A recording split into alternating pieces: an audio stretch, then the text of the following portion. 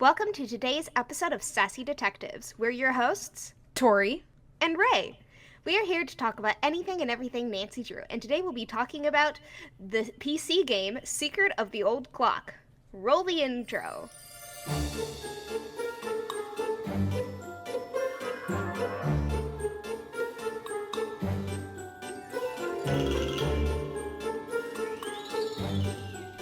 And See, I then had to separate the the game from the book.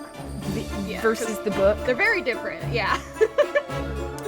Okay, The well, game first is of like all, we're so not many dead. books. We're not dead! We've just been extremely busy and you know what I mean? Yeah, I feel yeah. like you can explain it with words. Really. Yeah, life I has just been have- very very lately, you know? Exactly, yeah. Just smash a bunch of letters together, but lowercase, not uppercase, lowercase. Smash Yeah, the our letters lives together. have been two Yeah. separate keyboard smashes. So, Yeah, but all lowercase. right. So like not like super excited key smashing, like the like Yeah. you know. Yeah, so true. God, I love how in this modern era of the internet we can describe things with that and it just makes sense, you know. Yeah, everybody's gonna know What- exactly what we're talking about. Yeah, absolutely. I have faith that that will be what's happening. Okay. Yeah. So, yeah, we are doing Secret of the Old Clock today, which in my opinion is a very underrated game of the series. I think that this is one of the most perfect starter games for somebody who has never played a Nancy Drew game. I think this one is just like Yeah. generally like super balanced. So I will say though that I wouldn't recommend it as a first game due to it being so different from the other games in terms of setting. But I would recommend like first 5 games at least. okay, that's fair. Yeah, because imagine like going in and playing this one and be like, oh wow, I can't wait to play the next game that takes place in the 1930s, and now you're in 2007. You know, Yeah, so yeah, it's like, yeah. wow, that's a bit of a time jump. But other than that, yeah, this game is really balanced, as you said, and I just love it. It's so cozy and fun, but also has a few good spooks too. So very few spooks, but the ones that are there are like, oh, I don't like that. You Yeah, they're know? pretty good. But it's a good game.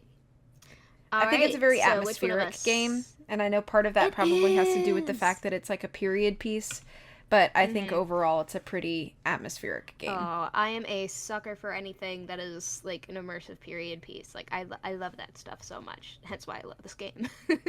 Yeah. So, would you like to walk us through this game, or would you like me to? We can take turns. Okay. That would be good. All right. So, it starts out with the year 1930. The like I don't remember the entire monologue, but it has like this very like old-timey 1930s film reel beginning where it's like Nancy Drew is going to this inn to talk to her friend Emily whose mom just died. And Nancy's definitely not going to be insensitive about that.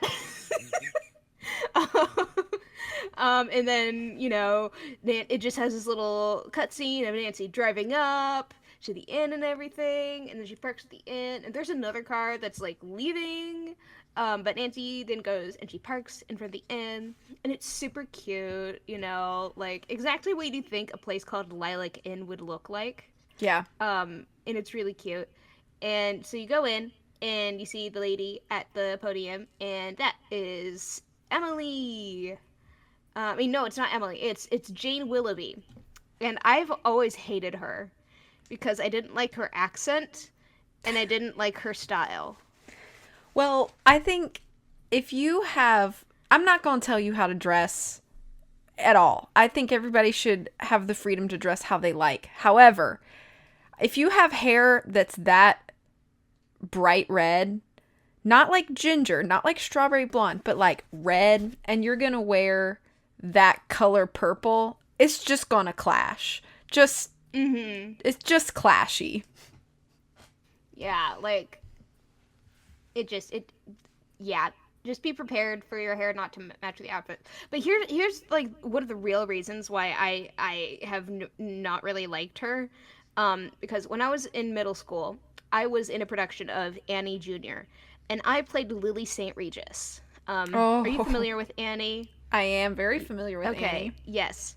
I've been involved with productions of Annie 4 times. I would rather die than do another one. But anyway, my Shirley Mudge costume was like quite a bit like Jane Willoughby's outfit, and I had a similar accent to her when I played Lily St. Regis. And so she gave me like the worst parts of every part of that role, even though I love that role. The worst parts of it was just Jane Willoughby, and I was like, I don't like you. So immediately off the bat, I was like, this is some stage makeup you've got on, girl. Yeah, so her vibe is like, girl, maybe tone it down a little bit, or like find out what works for you. Mm-hmm. But I don't know.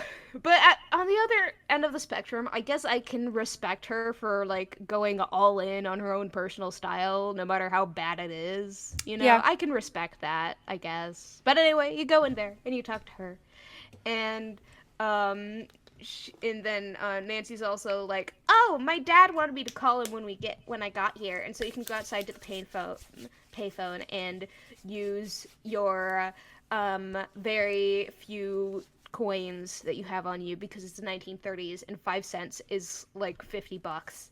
I guess I don't know. That's very inaccurate. I was gonna But, say I don't think that's quite the inflation rate, but yeah. But anyway, so she calls her dad. And you can also call Bess and George in this. And they're also really funny in this because they have like very like 1930s phone etiquette things going on. And I don't really know how to explain it, but if you call them during the game, you'll understand it. But anyway, so you can talk to Carson. He'll tell you about Jane Willoughby and Gloria Crandall. Now, Gloria is Emily. So, Emily is Nancy's friend. And Gloria Crandall is her mom who just died. Something Nancy will definitely not be like, oh, my mom died too about, she does. And so, yeah, you can do that. And then, you can, oh, I forgot what it was. But you can go up the stairs and talk to Emily. And when I first played this game, I wanted to investigate every single room in the inn, but you can't do that. The only room you can go into is Emily's. I know. But the entire time, I was like, I want to snoop. I think I want to snoop in everything. It would have made the inn feel bigger, I think, if we were given the opportunity to explore a little bit more. Yeah, but we didn't get too much of an option, but I guess, but you can go up and you can talk to her about everything, and she's like, yeah, I want you to see if there's like an insurance policy on my mom's jewels and like see what we can do about them and stuff, my mom's jewelry and stuff, because that's all I have left of her. And if I don't have this, then I might have to sell the inn because I'm not doing very well mentally. I'm hearing things, I'm seeing things, I'm just not doing well. And she does have like this very like stereotypical sickly dramatic woman vibe, especially since she's wearing like this long white nightgown the entire time. Yeah. Which adds to the vibes, but then she also wants you to take her jewelry and keep it safe because Nancy's dad is a lawyer. And it's so funny what she says because she's like, you have a safe, right? And she's like, Emily, it's 1930. Everyone has a safe. No, they don't, Nancy. No, they don't. Nancy, you're just super rich. Yeah, true. And it's so funny how insensitive Nancy is, just as a character, because it's hilarious. Because as a kid, you don't really realize it. Hey. When you play the games, yeah. Nancy is consistently inconsiderate, at least. she is consistent with that, yeah. But it's so funny because it's like most families these days don't really have a safe. They'll have like I don't know, they'll have like a box in their house that they keep hidden or something. But saying everybody has a safe, it's 1930. Nancy, the stock market is in shambles. Nancy! And she drives me insane! I love her so much. But anyway, so you can say, oh yeah, I'll do that. And then you can, then there's an explosion in the house, and you're like, oh no, something exploded. And, then uh and it's so funny because Emily has like this glamour shot moment as she's running towards the door. She just turns around and pauses and looks at you dramatically, and it's so funny because it's like the janky early 2000s animations. It's the pose too. It's the pose. It's her arms everything. are like kind of out and her back is a little arched. Yeah. Oh my gosh, wait, should I do a cosplay of that someday? Yeah. But specifically recreate that one? Yeah. Oh, that would be really fun. Yeah, I have so many Nancy Drew cosplay ideas. Ever since I did Theory and then Shorty, like, I have so many ideas. I don't think I can top Shorty, though. Like, that one... Yeah, but anyway, so you go down if and you know, like, you know. Oh my gosh, the kitchen exploded. Oh my gosh, it exploded all over the place. Well, yes, it did that. But the firefighters put out the fire and everything. They're like, "Oh yeah, the stove was on," and Jane is like, "Well, Emily, I think you left the stove on because you're irresponsible and young and really mentally unwell." And Emily's like, "You're right. It's all my fault." And then like they go back to her room, and Emily's like, "Oh my gosh, all the jewelry was stolen." And so the kitchen exploded, and then all the jewelry was gone. And they're like, well, it must have just been Emily being a little bit crazy. And Nancy's like, no, dude, I saw them. They were there. Somebody stole them. And so she then starts working with Emily, or for Emily, pro bono, because Nancy never takes payment for her, stuff, which might be a little... that might be the better option, since most of the time she's breaking the law to do this stuff. It's the payment, the good karma she puts back in. Yeah. Yeah. But then so there's that, and then Emily's like, yeah, the only thing that was, helpful with our family, the only thing that we could look forward to other than this was the promise that Josiah Crowley made before he died, that he would give us so much of it, like all his money and everything, and the will would go to us. And he just said, time will tell, but it never did because we never got the money. In his will, everything went to Richard Topham. And so Nancy's like, oh, that sounds really suspicious. That sounds like really suspicious. Because, there's this guy. He's definitely a huckster. He goes and he moves in with this other guy. And suddenly, when the other guy dies, all the stuff goes to him. Nancy's like, no. I'm calling bull ka-chow. I'm trying to censor myself. But you get what I mean. Yeah, but then you can go back down to the parlor and start investigating in there. And there's like a little Life magazine, I think. Is it Time or is it Life? I don't know. It has 4 words with an I and an E in it, and it has red and has like workers on the front and stuff. I don't remember, but it has like hobo signs and stuff you can learn with. And then there's like this this Bard Bounce game. Is that what it's called? Yeah. And it's like Shakespeare themed, like slot push box thing. I don't know what that kind of game is called.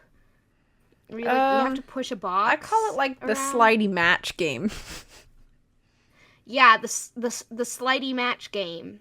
Mm-hmm. I guess you have to slide the box around until it gets to the right place, exactly at the right place. Otherwise you have to like continue to try to get it there.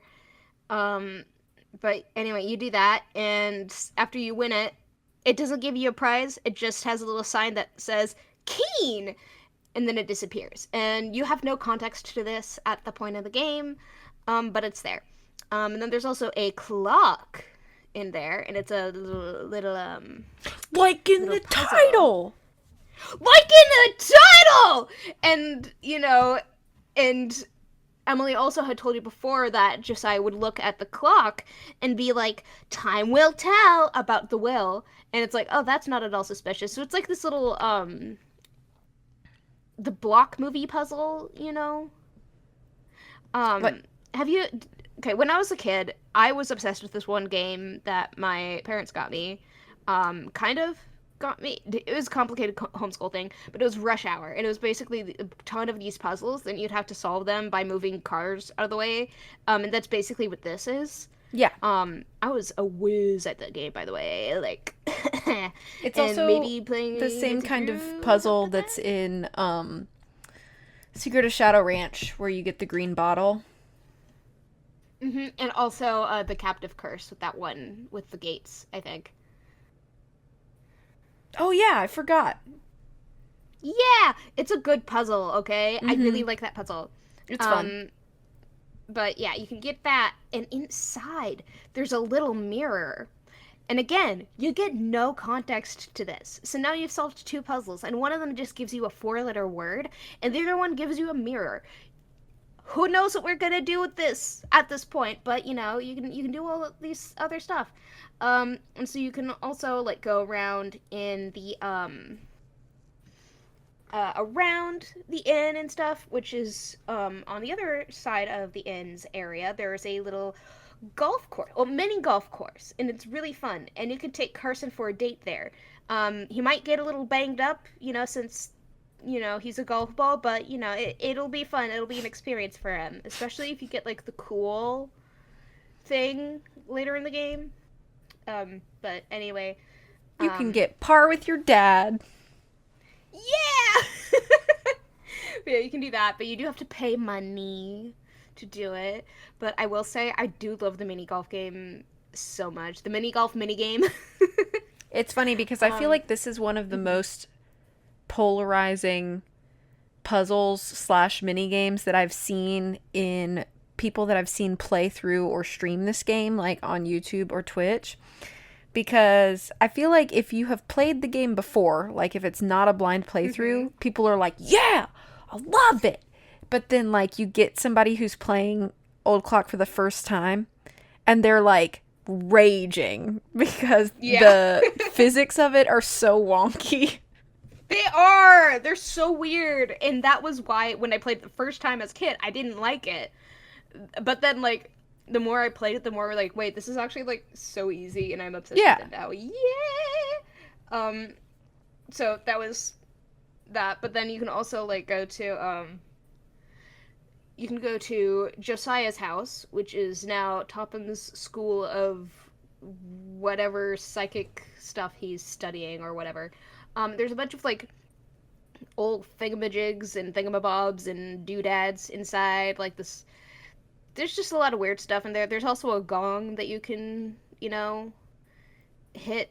I don't know how to say that with a gong. I don't know, but you can hit it, and that one's really fun to do. You can. There's all these little thingies in the area, and you can look across all these little things. And but there's when you talk to Richard Topham, I hate him so Me much. too. But he's like, well, Nancy, I think you have to like show me your intelligence before I actually communicate with you, because I can't have your unintelligence seeping into my intelligence, or whatever the hell he says. Like, Yeah, I he don't. says something about like, I need to ensure that talking to you will do me no mental harm. And I'm like, Yeah, dude. it's so weird. It's like talking to you, sure, giving me mental harm. But then he has like these things where it's like I don't where it's like the word puzzles, but like they're done in a way to where there's supposed to be a certain term or idiom or something, but Yeah, they're they're like, written in a way. I'm Yeah. sure there's a term for this. Picture Let me word puzzles. What are they called? Okay. Rebus puzzles? Rebus puzzles, I think. Yeah, I Let's think. see. Oh, Um, yeah. That's yeah, it, yeah. Rebus Because then we puzzles. have... Rebus. Yeah. A bunch of Rebus puzzles that you have to do. They're all super easy, unless, you're a child, and then they're probably not.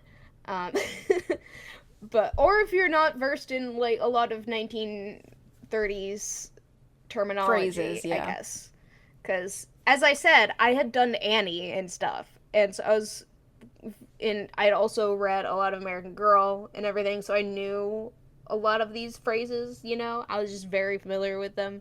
Mm-hmm. And so I knew them as a kid, and it was like, oh, I know all of these, and did it in like 2 seconds. But if somebody else doesn't, like, that's probably just because they're not as much of a weird nerd as me. But that's okay. Not everybody's as weird as me. That's okay.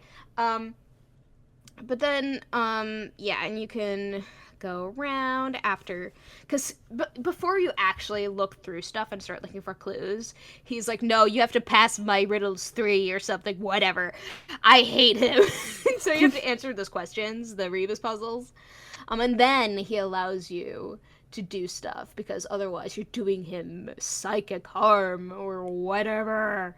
And there's like this little like matches memory puzzle where you have to match up all these different symbols. You get a mirror from that.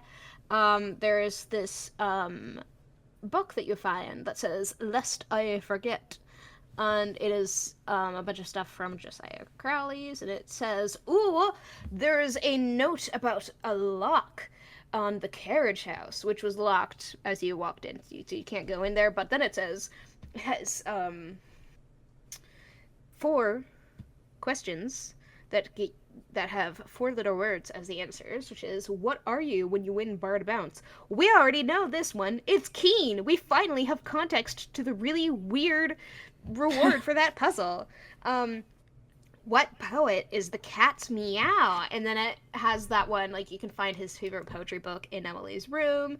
Then what will a par on my miniature golf course get you? And you have to figure that one out. You have to play the golf course and figure it out. And it's a pony toy. It is a pony. And then what is Gloria's middle name? Now you have to go and you have to ask Emily that. But yeah, and then there's other things in the notebook, like the like something about his rivet that he says, but it's actually like trivet. I don't know. It's a weird word for me, and I never understood the word for some reason. It just does not compute with my brain. But there's also a note to give 3 Shakespearean characters their cues: Flute, Thisbe, and Pyramus. And we have no context to this except that this is a dramatic Shakespearean actor, They're all dramatic in their own way. Have you met theater kids? Like, this is So actually, true. I will say, this is about as on par as this is. Yeah, this is a very accurate example of what an old person who was once a theater kid would act in their old age. Yeah. I love Josiah Crowley. I would have loved to know this man. But yeah, there's a lot of other stuff there that you can yeah, there's just a lot of little notes there. Something about the golf course, something about the trivet for a party at Twin Elms, which I think is a reference to, is it the Hidden Staircase? Twin Elms, I believe so. Yes, the Hidden Staircase. Yeah, because the first book, Yeah. yeah, I mean, the first, not, this game is basically a combination of a bunch of stuff from the first 4 books of the series, which, is a bit ambitious, but, it made for an excellent game, I will say. So yeah, now you can, yeah, so it says you have to do this one little, like, mastermind-ish puzzle, where you have to guess the correct order of certain golf balls and everything. It's a little Carson game. I'm so sorry. I cannot reference golf without thinking about Carson Drew. It's nice to have those associations. It is. It is. Because otherwise I would think of all these guys on dating apps who are like, haha, I'm cool and I do golf and I definitely don't listen to certain alpha male podcasters. And yeah. Golfing is a red flag to me unless you are Carson Drew, and then it's just your culture because you are a golf ball. I will accept that. Anyway. So yeah, you can. So after you solve that one, it gives you a little poem, which has like highlighted words and everything, and I forget what the words are. I just know that it's like a little poem thing, and it's really fun. And I am very lazy with my notes after taking physical notes for over 10 years of these games. I've just been taking pictures of them with my phone, and then I delete the photos after I play the game, so I don't know. But it does save me a lot of hand pain from writing because I'm left-handed, and some of these games have a lot of writing in them. But yeah, so after you win the actual mini golf game, then you can get the toy pony, and oh yeah, I love the toy ponies. They're cute. But then you can go to Waddell Jewelry. Is that how you pronounce it? It's been a while. Waddell, I think that's how he says Waddell. Yeah. Yeah, but you can go there and oh my gosh, my brain just stopped working. So how good are you at driving in this game? Oh god. Moderately. I've only had to deal with a few flat tires. Like okay. I will say, oh my gosh, I have had more flat tires in real life than in this game. Well, that's not good. Because I know tires in real life are way more difficult to take care of.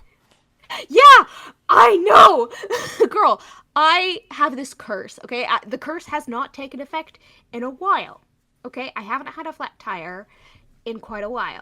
But I used to constantly get flat tires for no reason. Like, I wasn't doing anything with my parking. I wasn't doing anything with my driving. There was nothing that I would be doing that would have caused me to get so many flat tires constantly. You had an enemy. I had an enemy. I do believe so. I do believe I had an enemy. I will not be elaborating on this outside of the podcast. Yes. But Les Schwab in town knew me by name and car. By the time that I got a new car, they were like, oh, this is why we haven't seen you here in a while. Yeah! They've got, like, your number saved. You call, it shows up on the caller ID. Hey, Ray. They're like, hey, it's you again. I'm like, yeah. Mm-hmm. But anyway, yes, I have had more flat tires in real life than I have in this game. And I've only been driving for, like, 3 years legally. 3.5 years. I don't know. I have not been driving long, but having that amount of flat tires. Yeah, that's a lot. Yeah. But it was just, I call it my curse, just to put it simply. It is my curse. I have been cursed. And so I do have a little tire pump in the back of my car, just in case I need to fill up my tires a little bit. And it's very useful. Highly recommend getting one, just in case, you know. Because it's easier than changing a tire, and it's also cheaper than changing a tire to have, like, a spare tire being used, you know. Because I hate my spare tire, because it's nasty, and it drives terribly. But, anyway. Yeah, driving sucks in this game. And it gets worse! It gets way worse! But, I will say, I do like the moments when you have to go to Zippy's gas and get stuff, and you don't have enough money, because then you get to do the sorting game. And I have the sorting autism, which means you put something disorganized in front of me and tell me to sort things, and I am foaming at the mouth. So do you purposely run out of money for gas? Sometimes I do. See, sometimes, I'm kind of the opposite, whereas I actually really adore delivering telegrams. So, like, I also do, but I'd go for like an hour just delivering telegrams. Me too. I thought there would be, like, an ending to them, and stuff. Yeah, when I was a kid, I thought Um, there was, but I was like, I've but never no, gotten to the end. it just keeps going, and it's just this. There's so much, and eventually, doesn't it eventually get to the point where like nobody says anything anymore, and you just I don't know. I've never done it deliver that far. telegrams?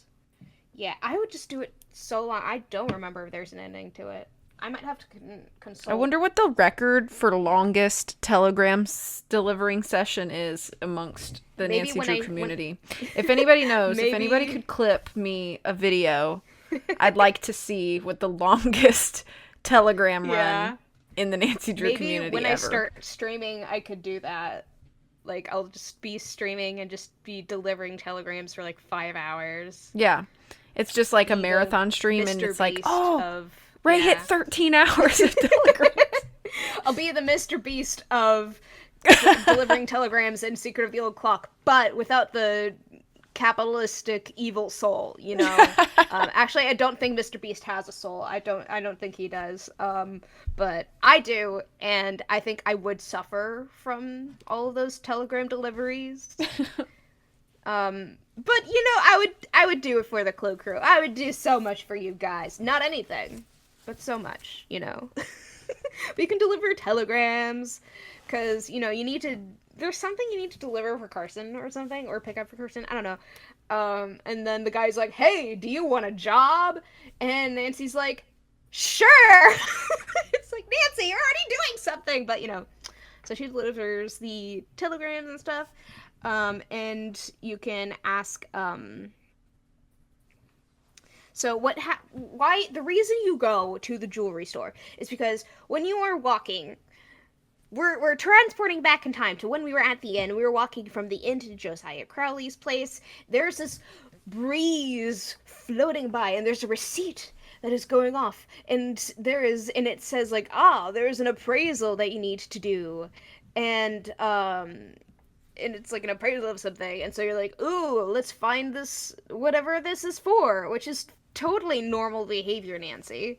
And so you bring the receipt to Mr. Waddell, and he's like, oh yeah, this is from Jim Archer, the banker at the bank, which sucks because this is the 1930s.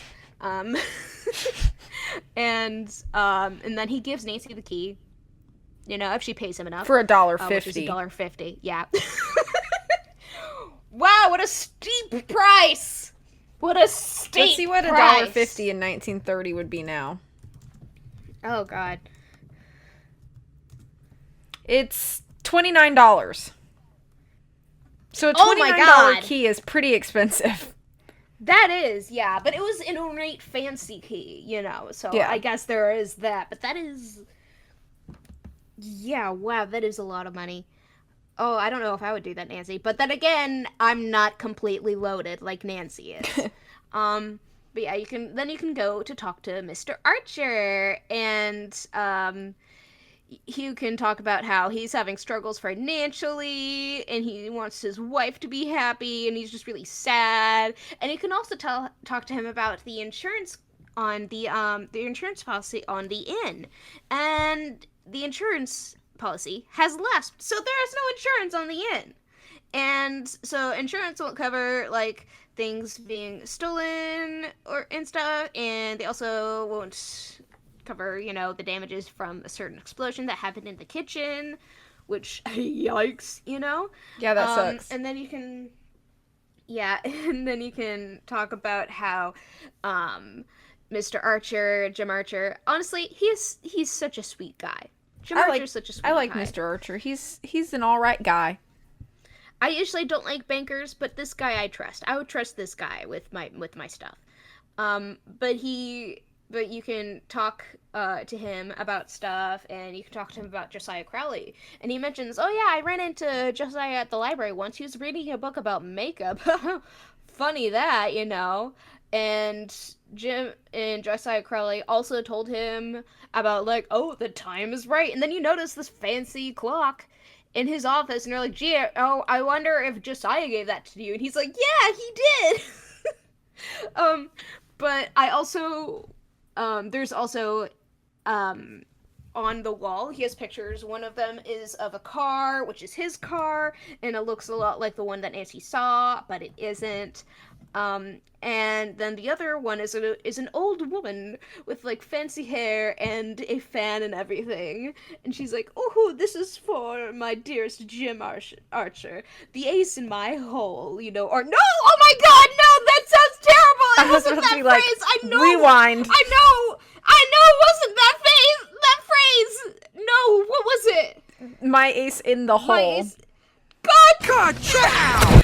You made it a little bit too sus. No! It was a little too sus. Oh my God! It's okay. That's probably the worst thing I've said on here. Should I keep that in? If you want to! I kind of think it's funny.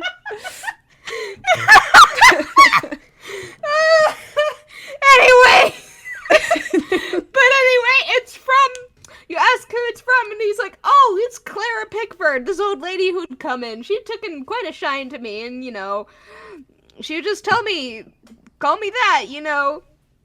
And you can realize now, or you can realize later, that it's actually Josiah Crowley in drag.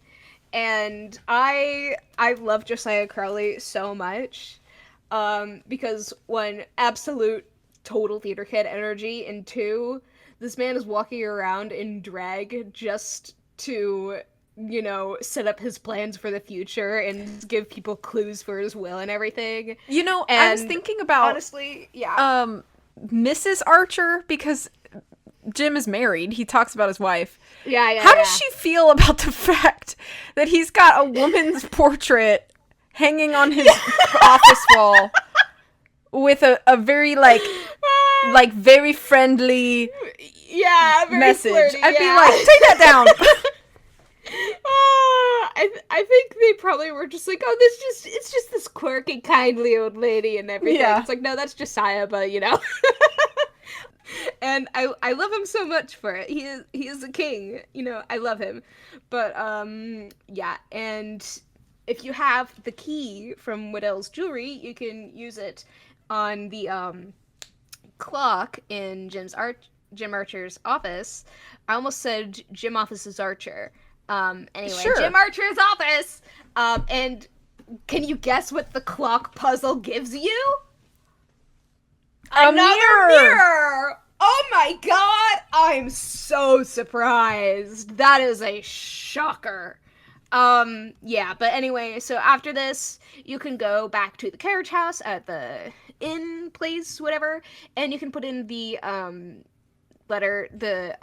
answers to the questions and everything, which is Keen, Omar, Pony, and Lois. Because you can ask Emily what her mom's middle name was, and she's like, "Oh, it's Lois." Yeah, and then there's another clock puzzle inside.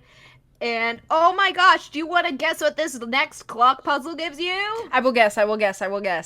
Okay, take a guess. Okay, a mirror. Ding, ding, ding! You are right! It is a mirror! You just won $5,000! I was just stabbing in the dark. You know. Yeah. Anyway, so there's more stuff in it. You know, there's this thing, radiometer or radiometer or whatever you say it. I don't know. But a ham radio? And it has like... No, it's the thingy. Oh, like the bulb thing. The tiles. Yeah, with the domino things where you have to have like things on like, you know, the things. Yeah, you got to play the dominoes. Yeah, the thingy, but they're like simple things. This puzzle drove me nuts when I was a kid. I was like, I was going insane. Over this puzzle. But anyway, after that, you can, like, do a bunch more stuff in there, and you can get another, mirror. So I think, yeah, you have 4 mirrors, and then, after this, there's a part where you can put where, like, a ladder comes down from the ceiling, and you can put the mirrors on different things. Listen, I don't know how Nancy got up to the mirrors, because the mirrors like automatically you get posted all over the ceiling area, and I don't know how Nancy did that. She actually is Spider-Man, and she just climbed up the walls. Honestly, I would love to see Nancy with that superpower. Not as Spider-Man, just with that superpower. Can you imagine that? Nancy Drew climbing the walls? Yeah, she just has, like, sticky hands and feet. Oh my god. That would be terrifying. You wake up and you see Nancy Drew hanging from the ceiling upside down. She's like, tell me how your mom died. Oh my gosh, that's like the horror movie level stuff. Can you imagine? Oh my god. Imagine you're in the abandoned bathhouse or the bathroom in Secret of Shadow at the Water's Edge. Oh my god. Like, you know, Miwako walks in to like clean up or whatever, and Nancy's just like, tell me about your mom. Oh my god. I'd pee my pants and run away. Oh my gosh. No, like at that point, like fight or flight instincts would have kicked in, and I would have killed Nancy then and there and ran. Yeah. And when people ask, like, oh, why did you kill Nancy Drew? Girl, she was hanging up by her feet and hands on the ceiling asking me about my dead mom. Why wouldn't I? I'd be convinced Nancy was living in my walls if I knew that she could do that. Honestly, Nancy would be the kind of person to live in someone's walls. Well, I mean, speaking of living in walls, we'll discuss that later. I was gonna say, foreshadowing. But then you can find, there's a bunch of notes around, and it's like, oh, where did you put this? It's in Marcel's band. And you're like, who the hell is Marcel? And you have no context to this, so you can ask Richard, and he's like, oh, I don't know. Well, that might be his favorite hat. And his hat was, like, the only thing to go to the Crandall girls, you know, because they were not as awesome and amazing as me, and so they didn't catch anything in the will. I hate him. And then, after you ask him about that, he's like, oh, and before you ask me anything else after that, we have to do this other psychic test where I will think of a card and you'll have to tell me which one it is. And I hate it so much! Is the worst puzzle in this game. No, I hate him so much, because then he's like, what card am I thinking of? What card is this? Which card am I thinking of? Can you tell what card am I holding? This is? What card am I looking at? Yeah. This is which card? And each one of these things that he says references a specific card, and he'll like show you afterwards and everything. But it's so it's so annoying, and I hate him so much annoying. For it. When I was, old, 12, 13, the first time I played this game, I literally did not understand this puzzle. I was like, I wanted to this punch man. Him. I wanted to, yeah. I was like, I was convinced it was just RNG, and I guessed wrong every time. Oh, no! Yeah, it wasn't until, like, maybe an hour or so of doing this when Nancy finally makes the comment where she's like, oh my gosh. An hour? He says the same thing. Yeah, I think it took a long time. It took you an hour? Girl. And I was like, what? Yeah. I don't like Richard Topham, y'all. We all hate him. I hate this man. Although it is funny in this puzzle, I will say, and it's a good audio clip, but it is funny when you get something right in this puzzle, and he'll sometimes go, you go, girl. Like, it's 1930. People didn't talk like that. I love that one. you go, girl. It is okay, so thank you, funny Mr. Topham. But yeah, I also really hate, what card am I concentrating on? Mm-hmm. Who says that? Who says that? I am a hater through and through of this man. I hate this guy. He sucks. But then after that, he will give you the crystal that you need to get polish and everything to use on the ham radio, because otherwise it won't work. So after that, you get that and you can do stuff. But if you go back to the inn, you can talk to Jane, and Jane is like, "Oh, Emily's real upset." I can't do her accent. I should be able to do her accent, but I can't. It's such a bad accent. Yeah, it's like a mix It between sucks. like mid-Atlantic and Jersey.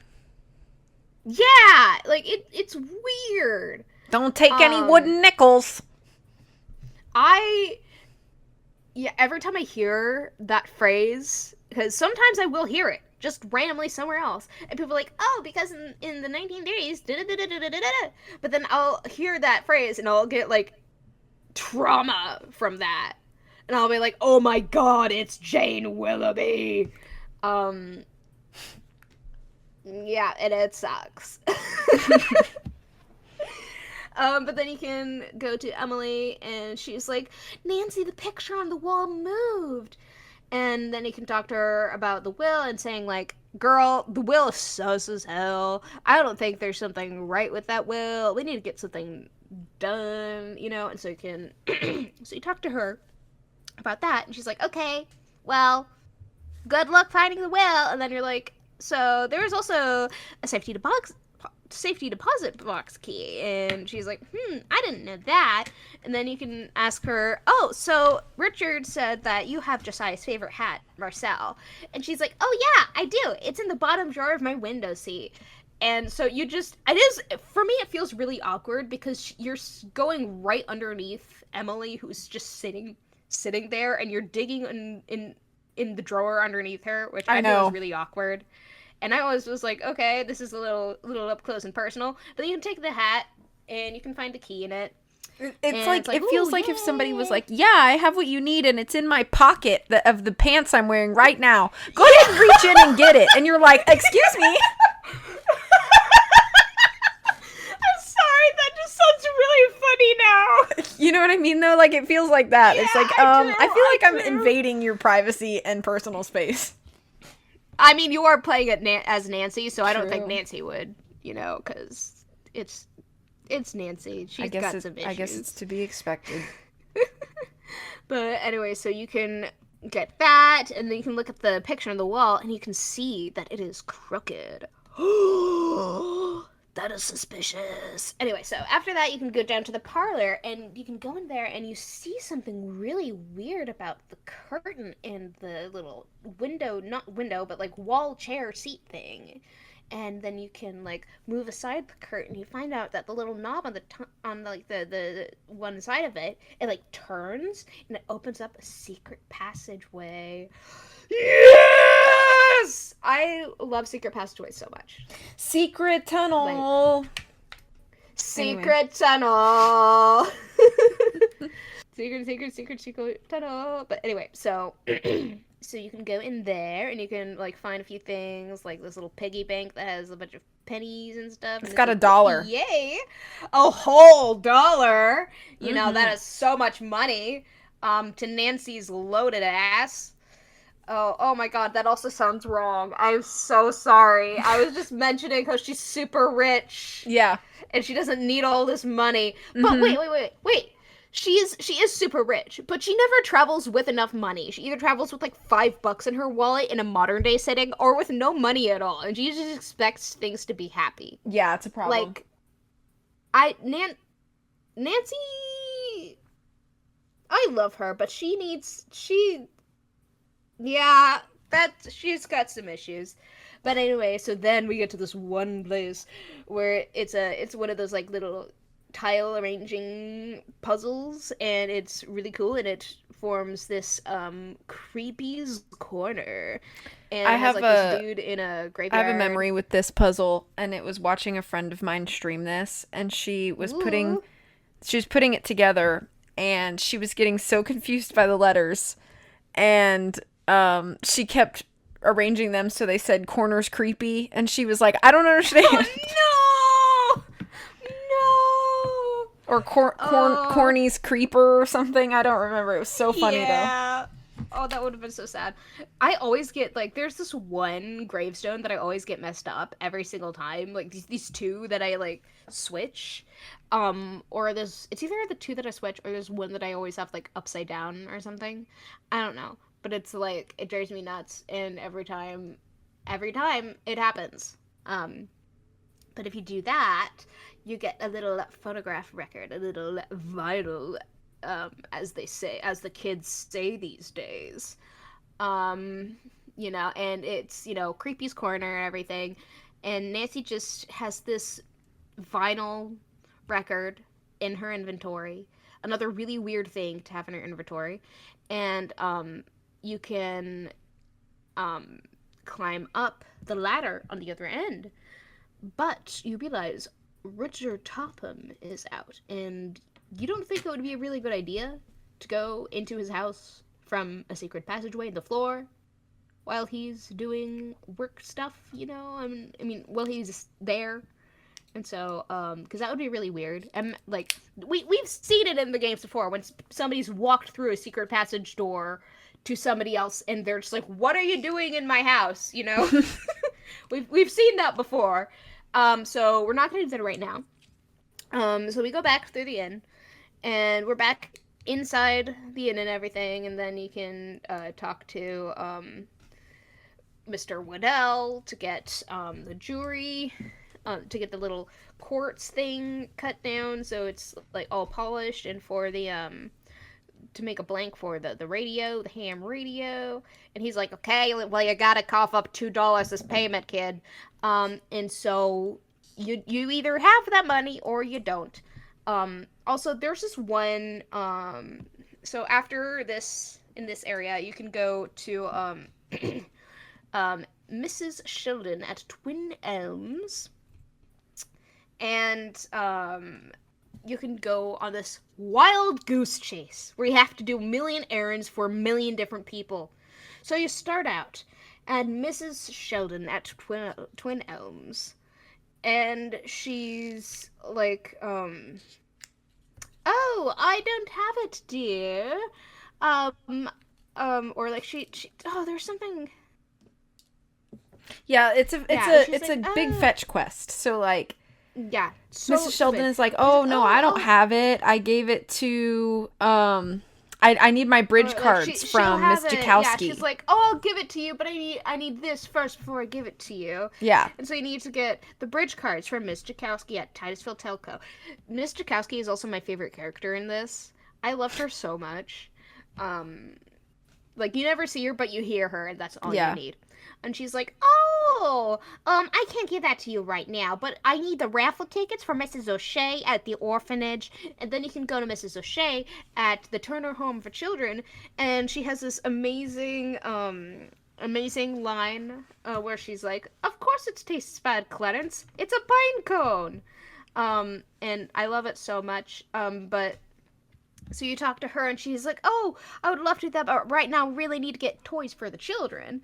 And so you have to get 5 toys, but you already have one because you won the pony at the thing. And so you have 2 options on what to do for the toys for the kids. You can either go back to the golf course and win 4 more ponies, or you can go to the general store in town, which a lot of people don't know exists because it is right in the corner that nobody goes to, and you can buy toys there. So you can do either of those. But either way, if you get the toys to the kids, she's very happy, and she will give you the location of the raffle tickets.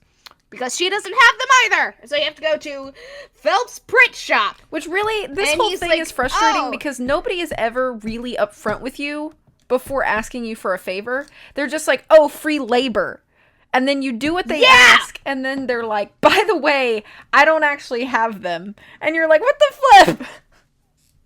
Yeah, and so he's like, and so you go to Phelps Print Shop, and he's like, oh, well, I really want to go fishing, but I can't do that, if I'm gonna be doing this. And Nancy's like, oh, well, I'll go fishing for you. And he's like, okay, well, you'd better catch me a 19-inch largemouth bass. And so you have to go there, you have to go fishing. Nancy complains about the smell of the fish bait, then you catch the fish.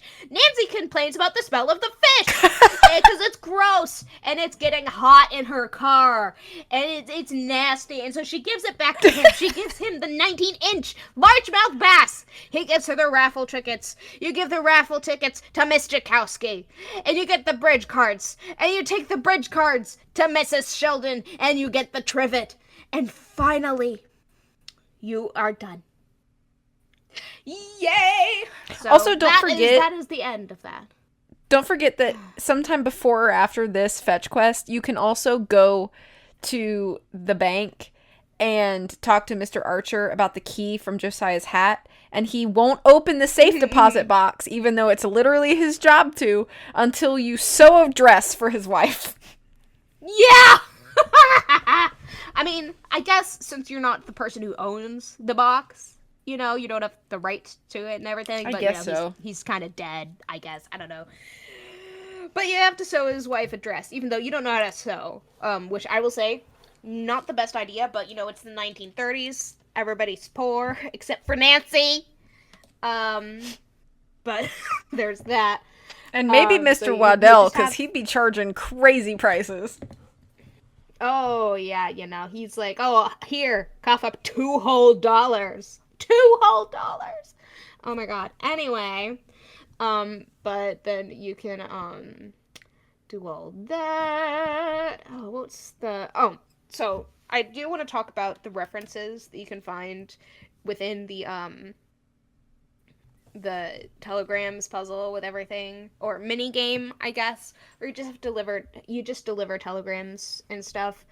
But there's like a Little Shop of Horrors reference, where there's the nursery and the plant bites the guy and stuff, because there's Audrey, you know, and then there's, I think, is the guy named Seymour? Yeah. Yeah, there's also like Rebecca of Sunnybrook Farm. There's also Friday the 13th at the summer camp there. Mm-hmm. And the guy there's like, "Oh, you want to talk to her? Well, Annie's not available."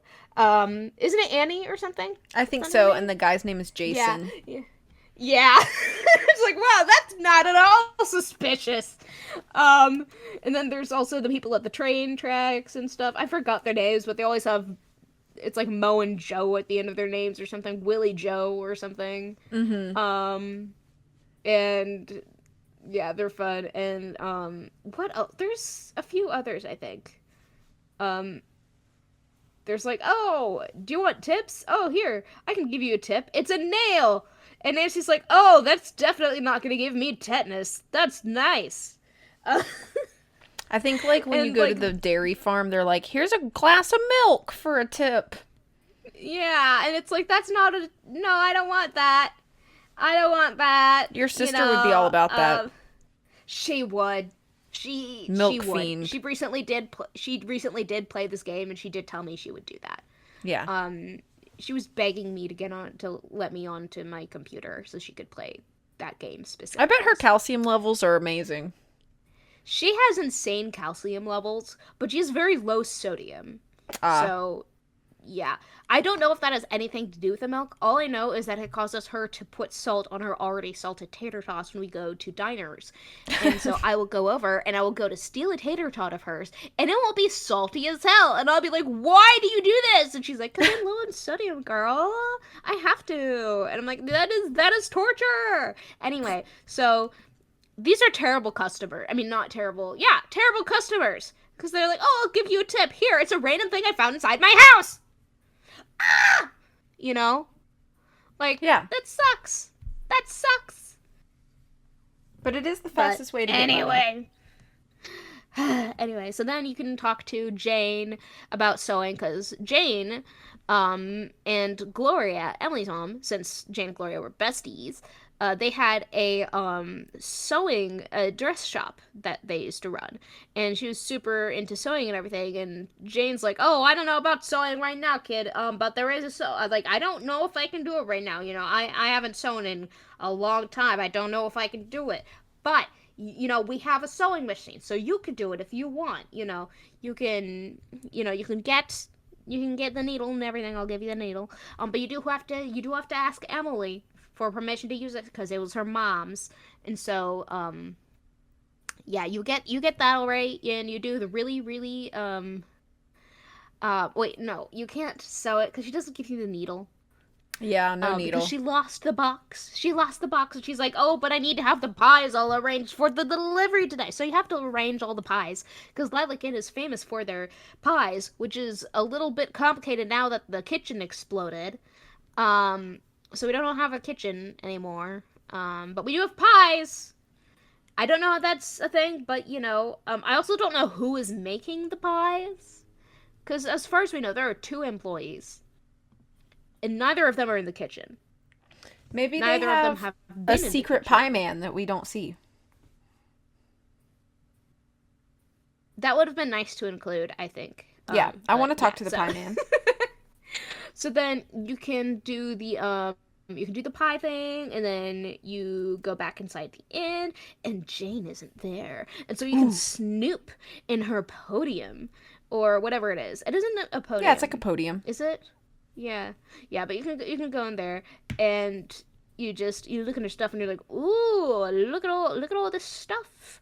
There's this photo, and there's like there's just a bunch of like photos and clues and stuff in there where it's like, oh, this is suspicious, and you can find the photo of the two brothers who built the house with the note on the back of their photo that says door in parlor window seat, which that's where we got in there. That's where we got in there. And that was very suspicious. And then you can when you go in there, you can click the lantern that they were talking about, that they were posing next to in the photo. And when you go into that passageway that leads Secondary to secret Emily's. passage. Yes! It's like secret passage inception. Yeah, tunnel within a But this tunnel. secret passage, yes, but this past secret passage into passage leads to Emily's room, but not into Emily's room. You can just look through the painting on the wall into And then Emily's Nancy room climbs and up the watch walls her. with her bare hands. Yes. I wish. But isn't that so freaky? Yes. Like there is two eye holes leading into your room. I'd be scared. And people think you're crazy since you've been hearing things in the walls and the photo moved. Like I would be losing my mind. I'd be very I would scared, be like, yes. "No."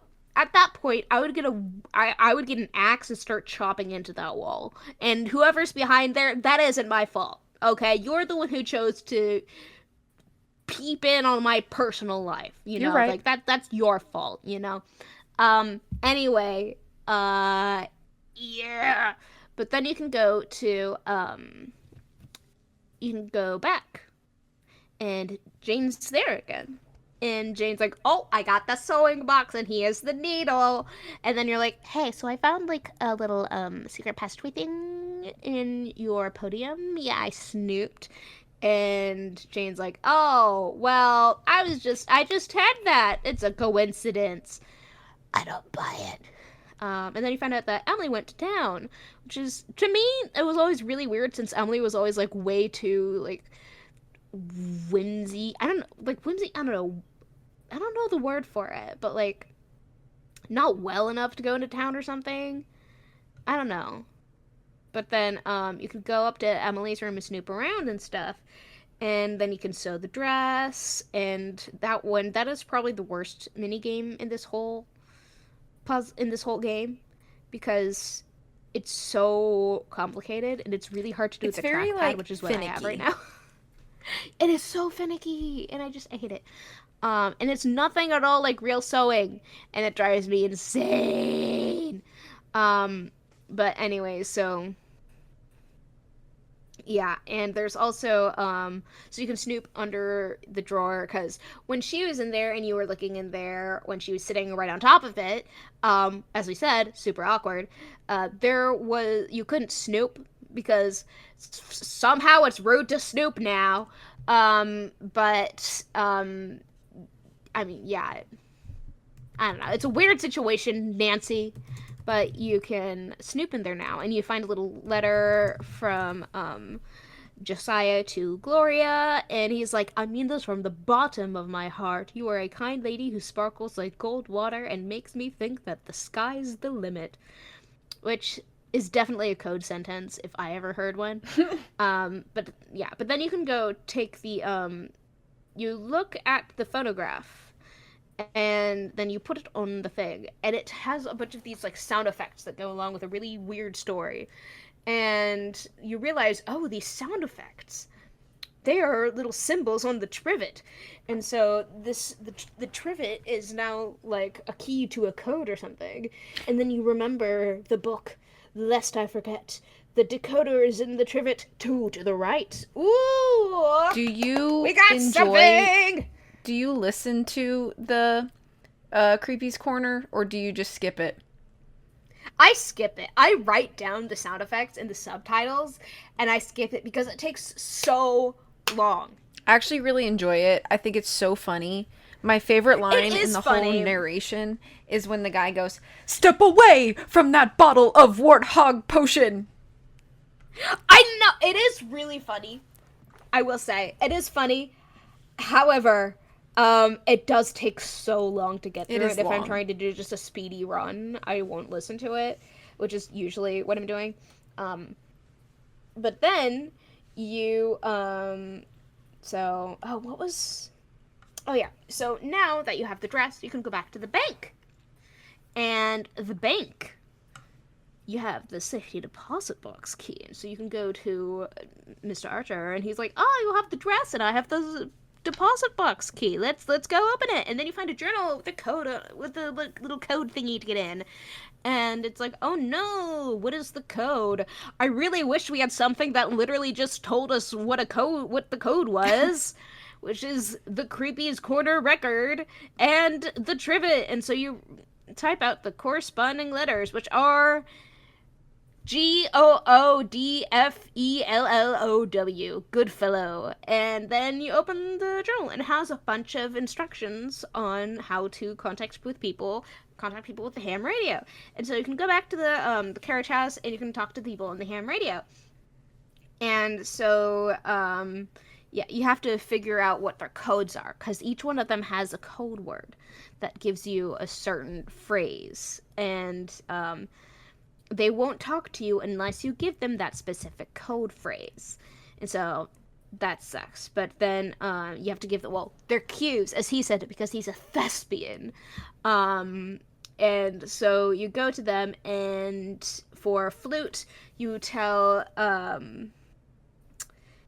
him, shall we there find pageant see? Lord, what fools these mortals be.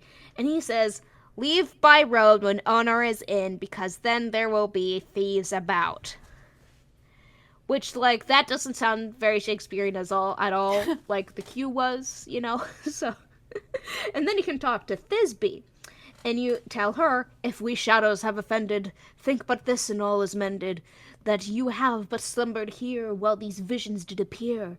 And she answers with, the authorities are alert for bad water, do not go this way. Which, again, not very Shakespearean. And then Pyramus. But it has its own ring to it, Yeah, I guess. Yeah. And then you have, for Pyramus, the last one, thou speakest aright. I am that merry wanderer of the night. And then, a barking dog would do well to hold his tongue in a dangerous neighborhood. And, you could also talk to them about what they thought about Josiah. And they were like, yeah, he was a weird dude, but apparently he was loaded. He was, like, super rich. He was, like, a movie star and everything. He was not. He was super rich, but he wasn't a movie star or anything. And he would just tell them all these, like, tall tales. And they would all gobble it up. And believe it. And one thing I do love about this is that it does kind of feel like having internet friends. Like, 100% that Josiah Crowley in the modern day would have been on Omegle. Oh, yeah. Like, he would have been on Omegle. He would have been on Discord. He would have been like, come on, guys, we're making friends here, Josiah baby. Crowley would 100% be, like, the old man Twitch streamer. He would, like, absolutely. And I would tune in. Like, I don't really watch Twitch that often, but I would definitely tune in for that guy, like, 100%. So then after that, you can go to the big clock, it is in the middle end center ish of the room, and you look at it and you're like, oh my gosh, these little symbols on here match the hobo signs from the magazine that I read, and so you can press in every single one of their things, including bottom, which is the code name for Gloria, who, died, so she doesn't know her thing that she's supposed to say. But she has, you have the letter, and so you know what it is. So you can type out not type out, but press in everything. And then you have this little board game thing that also drove me insane. So you can put that in, and then you The get board a game thing, golden does it golf remind ball. you of Candyland, or is that just me? It did! It did remind me of Candyland! It's basically Candyland. Yeah. But anyway, so there's the golden golf ball. And so you go and it's like, wow, that's really fancy. And so then you can get the golden golf ball and you have to and you have to go to a specific certain place in Tiny Town, one of the little things, hole 6. And then there's and then after you shoot it through there is a key that is released from the water thing tower. I don't know words right now. But then you're like, oh my gosh, this must be the key to another safe deposit box. Everybody has one in this town. Oh yeah, because everybody had money to put in a safe deposit box in the 1930s. Everyone has safes. Some people are poor, Nancy. Shut up. Anyway. So you could go back to the inn, and then you can talk to Emily, and Emily's like, I'm going insane. I don't like this. And then you're like, okay, I don't know this. You talk to Jane, and then you go back to the car, and you're like, okay, I'm gonna find out what this key is. Okay, so you go back to the bank, and you talk to Mr. Archer, and he's like, oh, I don't know what this is. I can't tell you. And he's like, wait, this is Clara Pickford's key. Who is the lady who came into his office. Cause, she said he's the ace in the hole. And, golden golf ball, safety deposit key, definitely, goes together. And yep, and you use that key, Clara Pickford's key, to go into the safe deposit box, and you find the last will and testament of Josiah Crowley, and you look at the photo, and it says, oh wow, everything belongs to the Crandall girls. Everything belongs to Emily. But then you see a picture of Gloria Crandall and her best friend Jane Willoughby. That ain't Jane Willoughby. That is not the lady you've been talking to.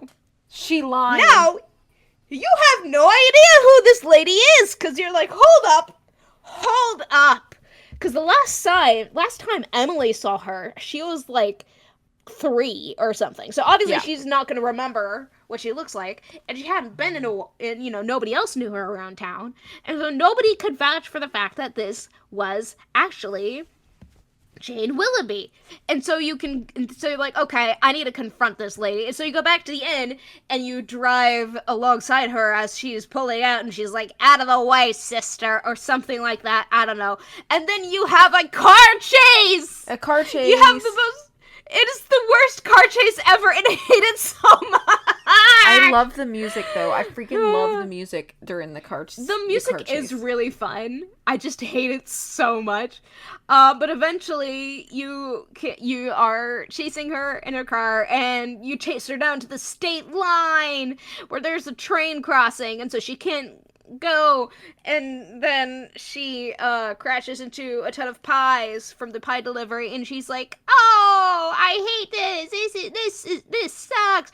And so yeah, but there we go, and you find out she stole the jewelry. She was the one making Emily think she was going insane, and ta-da, wow, it really. And then she ruined all those pies at the my- end. The real crime. And she did! She did! Because those are good pies! And then they can't make a ton more because the kitchen is dead!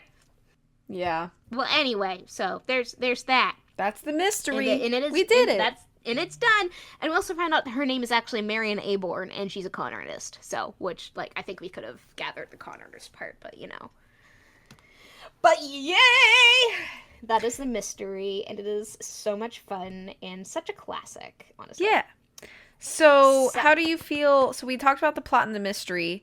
What are your thoughts on, if you have any additional thoughts on, like, characters and dialogue?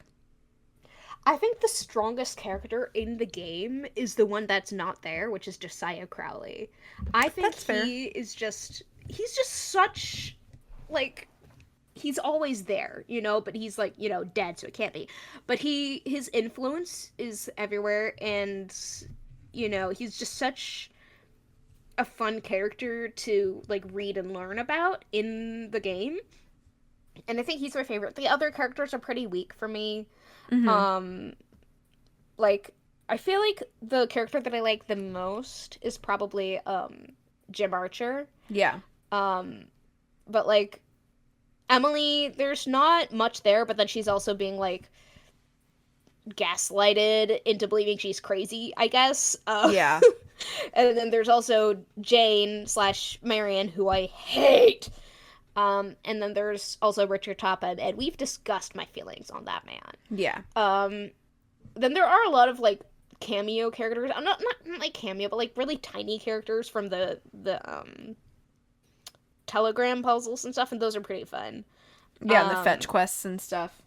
And Miss Jakowski. I love Miss Jakowski so much. I think out of all those characters, she's my favorite, but Josiah Crowley's probably my favorite character in this. Yeah, I think overall, unfortunately, the characters are kind of a weak point of this. I think that I agree with you. I think the most interesting character is the one that we never get to meet, that has kind of, like, orchestrated the whole mystery. And I think that's another reason why Josiah is so interesting, is because, like, we're doing everything because he set something into motion. But I do think that the dialogue in general is really, really fun. And I know that some of it kind of comes across as, like, campy because, you know, they really do, like, take advantage of all the, like, quirky phrases that were really popular in the 1930s, and they kind of, like, sprinkle those in anytime that they can get. And there is some inconsistencies with the dialogue, like Richard Topham saying "you go girl," like, they didn't talk like that in the 30s, but it's, at the end of the day, I think that a lot of the dialogue is pretty memorable.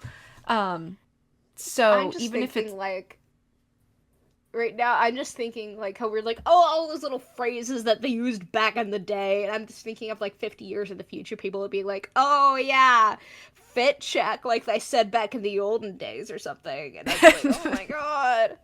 Or, like, I don't know, I swear to God, if people look back to the past and be like, oh, we're talking about Skibbity Riz right now, I would actually come back from the dead, and then I would kill myself in front of these kids.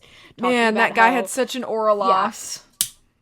Yeah, like, oh, what an aura loss. I would be like, you want to see an aura loss? Let me come back from the dead and kill myself right in front of you!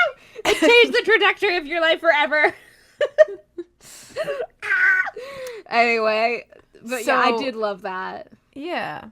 So the next category that we usually touch on is music. How do you feel about the 10 music? out of 10. 10 out of 10. 10 out of 10. Music, 10 out of 10, really. Amazing. Amazing. I love the music in this one. Listen, Lilac, Common, Amuse? Listen, the bangers upon bangers. Okay, this game has great music. I am a sucker for jazz. You give me jazz, you know, I'm happy, you know, unless it's, like, bad jazz, which I've heard, unfortunately, before, but I was also in high school, and, you know, high school jazz, it's a hit or miss. But anyway, the music. I really have no notes. I just think that the think music is, really like, good. One of the best aspects of this game, and I think that it's very atmospheric, too, like, for it. Is, like, distinct enough to differentiate between itself, but everything feels really, really cohesive, too. Yeah, so the use of instrumentation and just like the melodies get stuck in your head. They're easy to like hum along to or whistle along to while you're playing. Yeah, I just think the music is fantastic. Or like the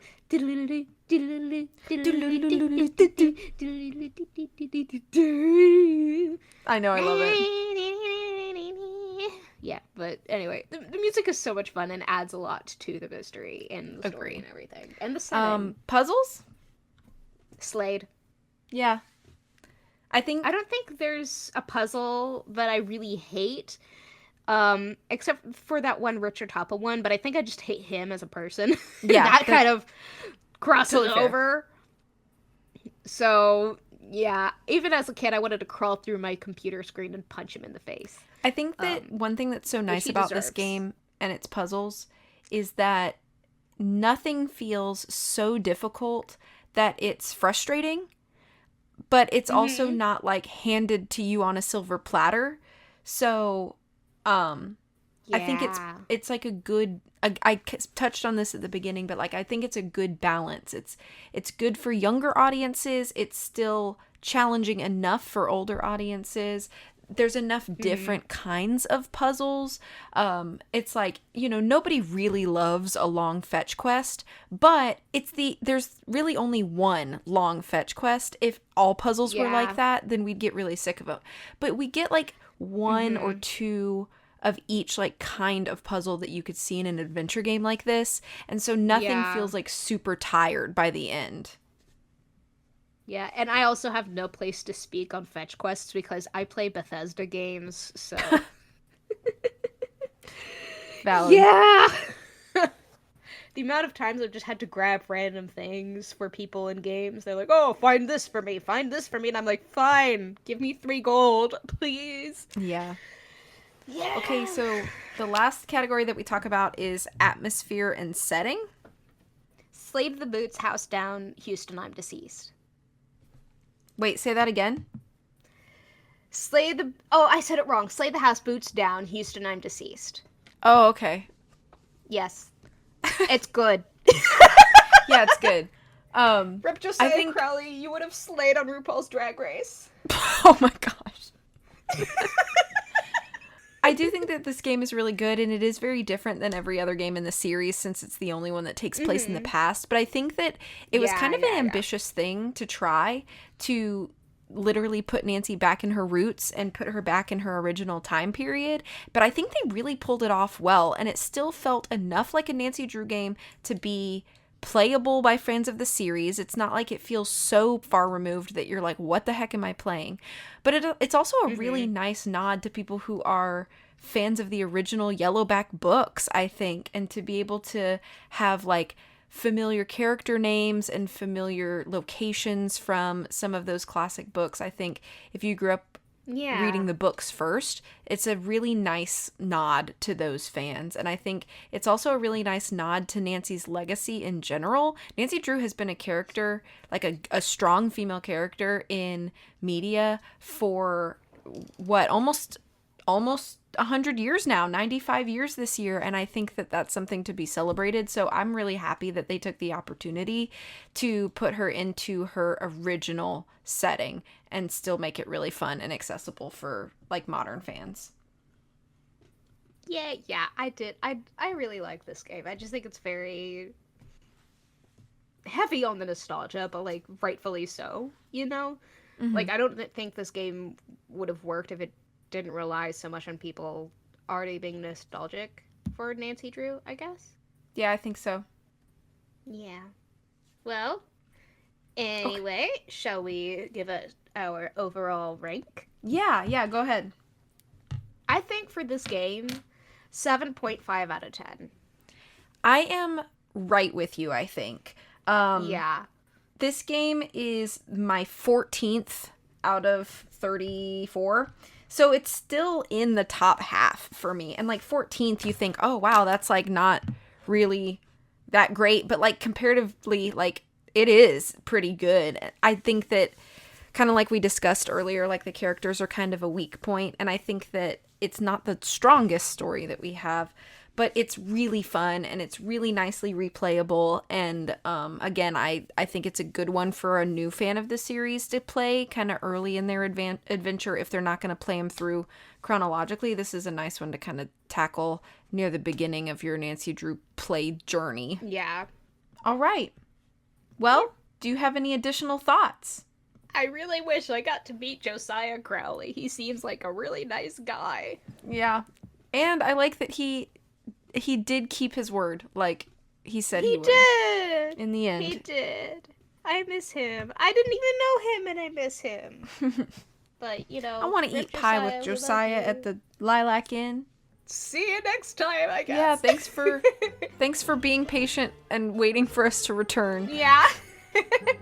We will hopefully be back on a 2-week schedule moving forward. That's the goal. Hopefully. So we're actually coming up on our 2-year anniversary. Can you believe it?